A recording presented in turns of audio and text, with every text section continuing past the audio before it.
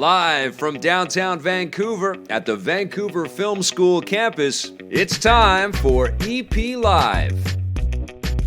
Hey, welcome to EPN. My name is Victor Lucas, and we bring you the latest in everything cool. We've got a few things to go over here before we jump into the rundown and then get to our fantastic guest, Edmund McMillan, who's going to join us and talk about the legend of Bumbo. First of all, today is the day that Blade Runner takes place, November 20th, 2019. That's giving you guys all the date, just in case you forgot what day it is. How cool is that? Thankfully, we don't live in the world of Blade Runner. As cool as it was aesthetically, who wants to live like that, right? Also, our heartfelt condolences go out to everybody that worked with Brad McQuaid, who passed away yesterday. It's swirling around the video game industry. He was one of the co-creators and co-designers of the EverQuest franchise, and has done a lot in the MMO space out there. I looked online to see if we had any interview clips with Brad. Couldn't find any. That's another big reason why we need to archive everything that we have. Our condolences to everybody that knew him. Very sad news. He was way too young.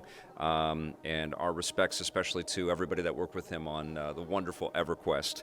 All right, we've got a rundown to get to, and this one is going out to Justin Naylor, who says, whoever thumbs down Vic is just sad in life, LOL. Well, you could thumbs down a video if you don't dig it, but I tend to agree. If you thumbs me down, it's not cool. All right, let's get started with Justin Naylor's rundown. Apparently, all that talk about Joker being a standalone movie was all a big joke. Warner Brothers and writer-director Todd Phillips are reportedly working on a sequel to their blockbuster supervillain movie, and on top of that, Phillips may also be developing additional films that will explore the origins of other DC evildoers. The Hollywood Reporter claims that Phillips has inked the deal following an explosive box office success of Joker, which just became the first R-rated movie to earn more than $1 billion at the box office, although other outlets are reporting that the deal has yet to be finalized, so it may not happen. No word yet on what other villains might appear in the future films, but if they do become a reality, and there's also no word if any of these new movies might be brought into the fold of the larger DC cinematic universe, I would suspect that Warner Brothers is scrambling right now to figure out how to get Todd Phillips involved in as much as he possibly can be involved with. I think the aesthetic of Joker, I love the movie, by the way. I thought it was fantastic. It was just a great bit of filmmaking that was very challenging, very much in the mood of classic psychotic Joker stories. And yes, it dealt with some really heavy stuff, but the Joker is a merciless killer, an insane, merciless killer that gets locked up in Arkham Asylum in the book. So the characterization that Joaquin Phoenix put together with Todd Phillips was in keeping, and I thought it was great. But I also like this this sort of old school 80s kind of vibe, this New York City, this gritty, tech-free world, and I think they could do some pretty interesting stuff with superheroes in that time frame, in that time period. And I would love to see a Batman in that time frame. I think it would be great. I'm excited to see what's up next for Todd Phillips. I suspect that we are going to be seeing him in the comic book universe for a while, and I also expect that we're probably going to be seeing some threading with some of the other characters that he works with, but I imagine that he will tire quickly of being the villain guy, and he's going to want to interject some other types of viewpoints and perspectives, and I think he's more than capable. He showed that he is. I'm very excited about that news. Now, it looks like the USS Enterprise is finally warping back into theaters. Paramount Pictures is moving forward with a new movie in the Star Trek franchise. According to The Hollywood Reporter, the studio has signed Fargo and Legion producer Noah Hawley to write and direct, with J.J. Abrams back in the producer's chair, and stars Chris Pine, Zachary Quinto, Zoe Saldana, and others back in their roles. This means that the new movie takes place in the same alternate timeline as the previous three films, which is separate from the continuity of Star Trek Discovery and the classic series. It's unclear what this means for the rumored Trek film in the works from Quentin Tarantino. Whoever makes the new movie, this will be the first Star Trek film produced since the reunification of distributors CBS and Paramount, meaning the rights to all the Trek characters, planets, and ship designs are under the same roof for the first time in years. And I think that's pretty exciting news for Star Trek fans out there, although I'm not a huge fan of the Abrams-produced second and third Trek movies. I felt like they deviated a little bit too much into the Star Wars kind of vibe and the action-oriented vibe.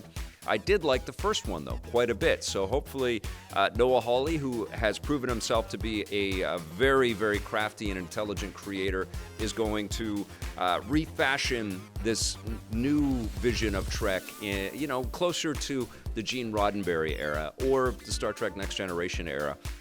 And clearly what's probably going to happen here is that Star Trek as a movie franchise is going to morph into some kind of a streaming universe as well for CBS All Access. And I wouldn't be surprised if some of these characters, if not all of these characters, end up on either spin-off shows or a whole new Star Trek series, because I think the streaming audience is just going to get bigger and bigger, and that's where CBS and Paramount are probably going to make a lot more money. And clearly, if they build the inventory around the Trek movies, those can be a part of the vault of stuff that's going to be on the CBS All Access app, and get people to subscribe to that. So fingers crossed that we get a great fourth Trek flick. All right, now the Saints are about to come marching back into the gaming world. A new Saints Row game is in the works and will be officially unveiled next year. That's according to publisher THQ Nordic, who tells investors that developer Volition Inc. has been hard at work on the new game and are deep in development, so they plan to finally start showing off what they've been working on in 2020. That's all we know for now. The Saints Row series has been dormant since Gat Out of Hell was released in 2015. THQ Nordic acquired the rights to the franchise when they bought Volition and former publisher Deep Silver last year. I like those Saints Row games. They're insane, and they have lots of fun gameplay. And they also, it's almost like they are a parody of the parodies that the Grand Theft Auto series creates. It's nice to have kind of a mirror reflection to whatever Rockstar is working on. And they've gone in some crazy super heroic directions in the past with lots of insane abilities with the characters. This could be a lot of fun, especially with the next-gen hardware that the developers at Volition are going to be working on, hopefully flexing their muscles and showing off what they can do, not just creatively, but with the beautiful visuals to match that kind of imagination. Excited about this. I hope it delivers. I hope it's really fun.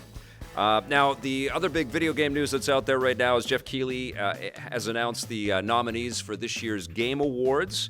And we've got 6 nominees for the Game of the Year, which are Control, Death Stranding, Resident Evil 2, Sekiro, and Super Smash Bros. Ultimate, which came out too late to be included in last year's awards, and then The Outer Worlds.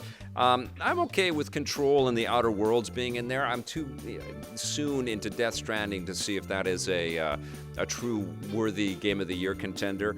I like Sekiro, and I love Resident Evil 2, although RE2 feels very... it's a remake, right? So it feels a little weird to say this is the Game of the Year in 2019.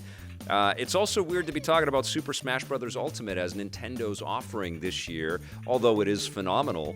When Nintendo has had arguably its strongest year ever as a publisher, its first-party lineup has been insane this year. And it's sad that we don't see games like Luigi's Mansion 3 or Fire Emblem Three Houses on this list. But we'll see. They're in other categories, but in terms of Game of the Year, there's some awesome titles in Nintendo's catalog and also some other forgotten games that I think are worthy in this category as well. No doubt this will give us lots of discussion when the awards air next month, but also in our own lead-up to the Rocket and Ray Gun Awards. An interesting side note about the Game Awards is that there are 6 awards dedicated to esports, almost as many awards for esports as the traditional awards for the video game stuff that's out there.